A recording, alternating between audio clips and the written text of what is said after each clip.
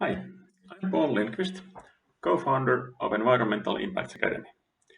In this video, I will explain why environmental lifecycle assessment is so important for most businesses.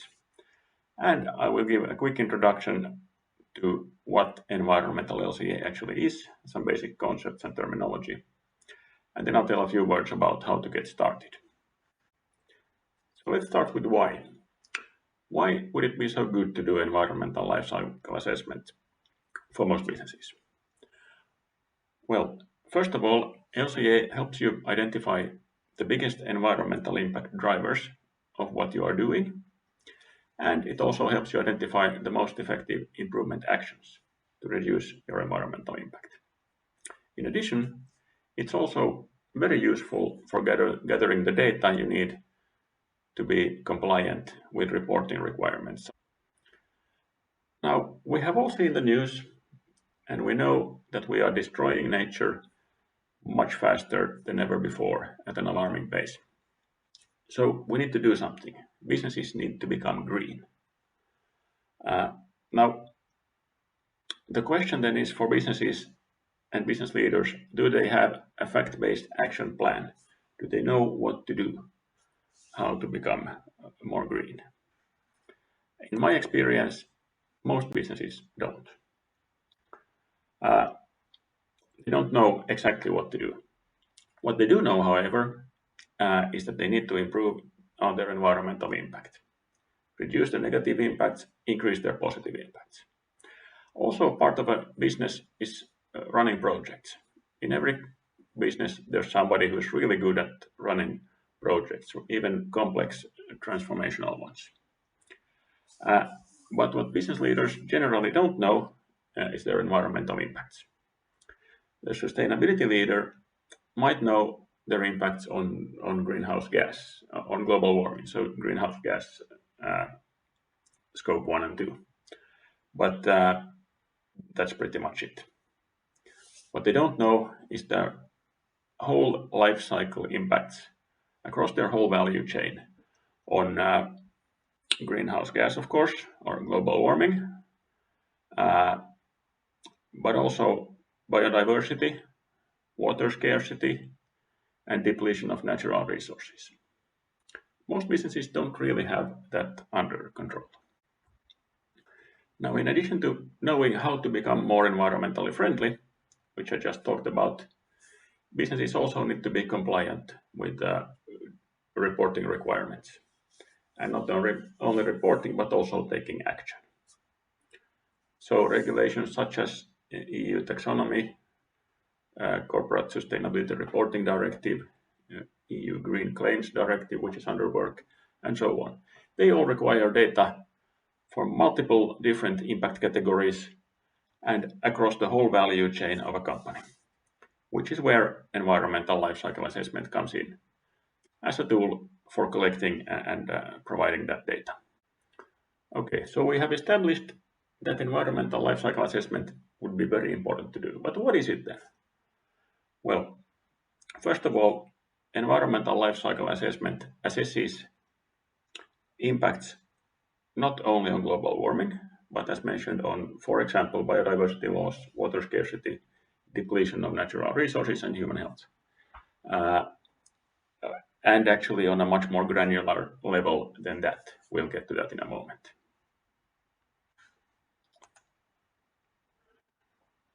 Environmental LCA, as the word cycle in life cycle says, it measures the impacts, assesses the impacts of the whole life cycle of a product, starting with material extraction, so raw materials, nature, metals from the ground, we grow plants and we eat them and so on.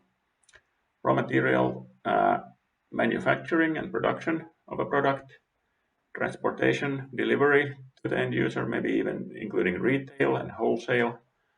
We are rather complex supply chain. And there's the use phase. You use your product, you might need to maintain it. If it's a piece of textile, you might want to wash it.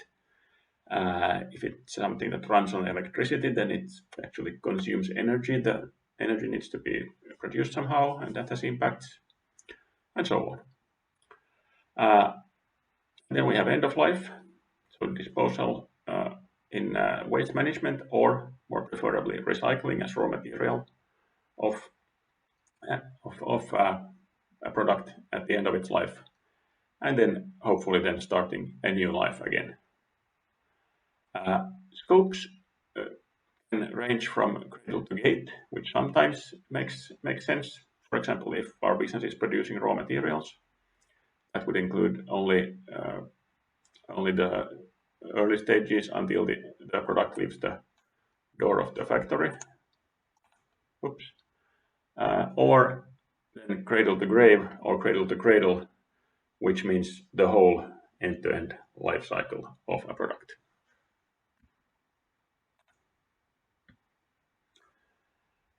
Very central concepts in LCA are impact categories and areas of protection, and impact pathways. So when we do things, we have exchanges with nature. We take something out of nature, we emit some emissions into nature. And through impact pathways,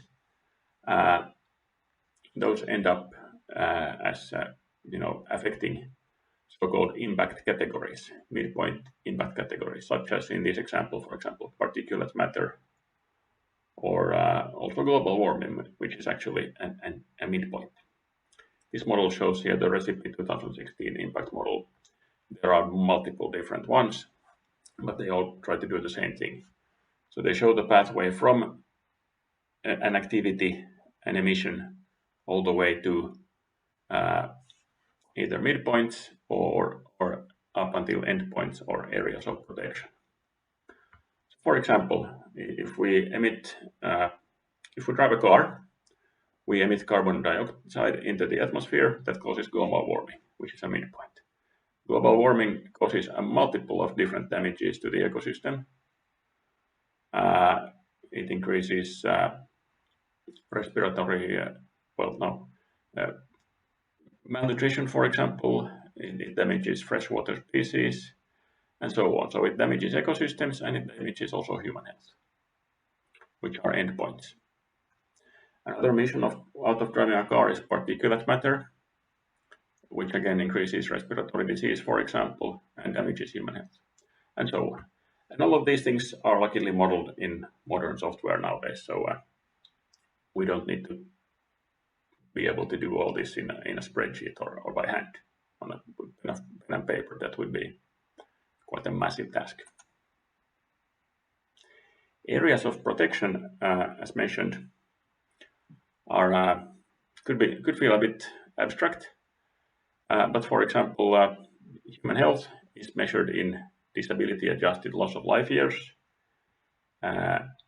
damage to natural environment or to ecosystems is measured in integrated species lost, and damage to resource availability is measured as a surplus cost, how much more costly and difficult it will be to extract those same resources out of nature in the future, because we already extracted the easy ones.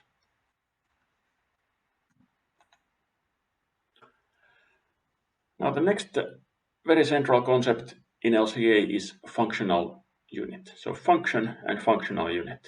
So it starts with the function. What's the function? What's the reason for being of a system?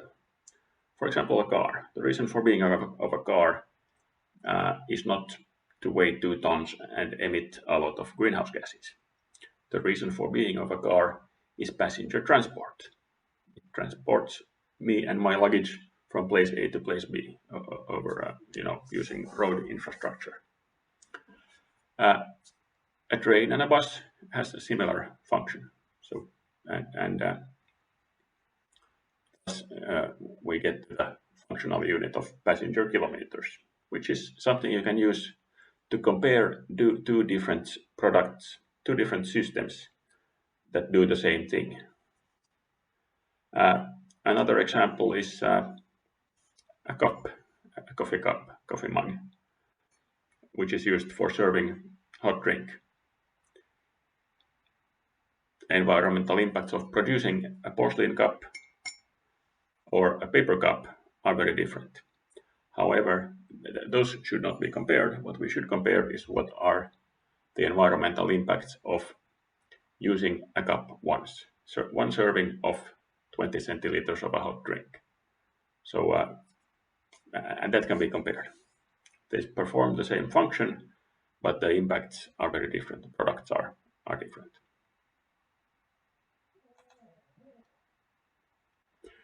Now, running an LCA project, which when you need to think about all of those things, has several different steps. It starts with the goal, defining the goal and scope, which is very much focusing on why are you doing that LCA? What's the target? What's the reason why you are performing it? What do you want to get out of it? Then you identify process flows, inflows and outflows, processes and raw materials.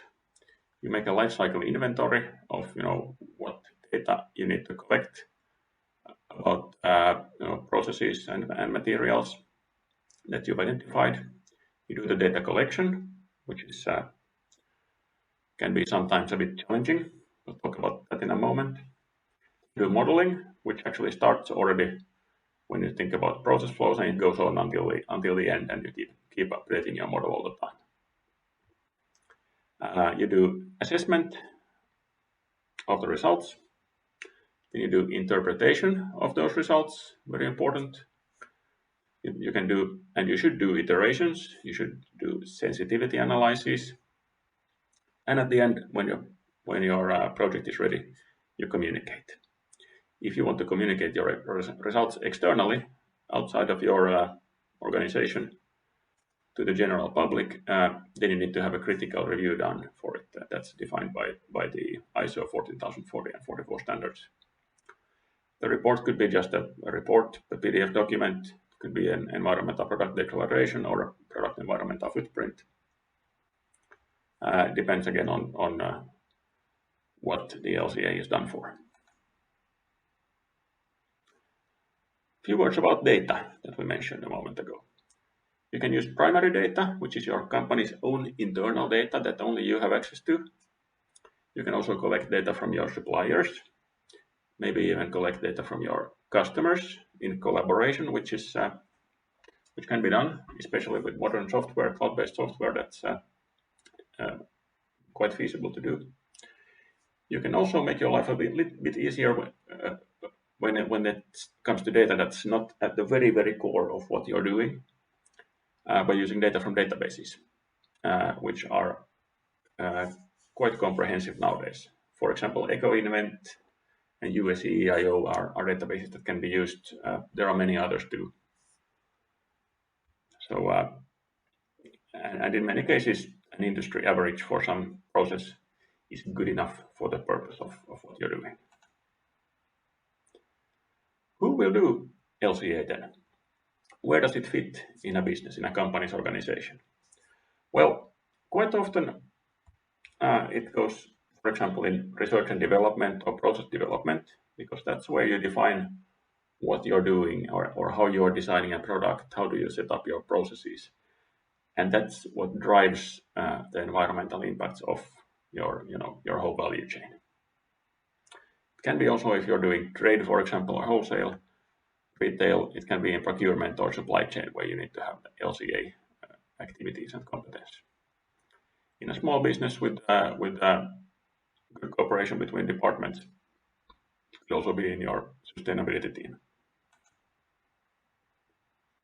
So, if you want to start doing environmental life cycle assessments, what should you do? Well, LCA is accessible for all companies, more or less. It's not rocket science. It's a little bit difficult, yes it is, but it's not rocket science. And data availability is improving.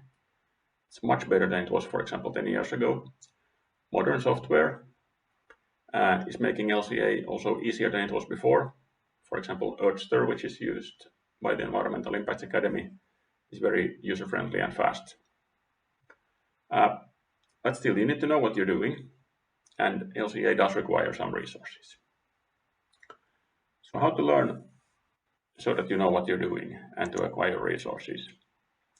That's where we can help at Environmental Impacts Academy. Our LCA Starter program helps you find a person. So we find a good person for you if needed. If you don't have someone in your team who you want to teach.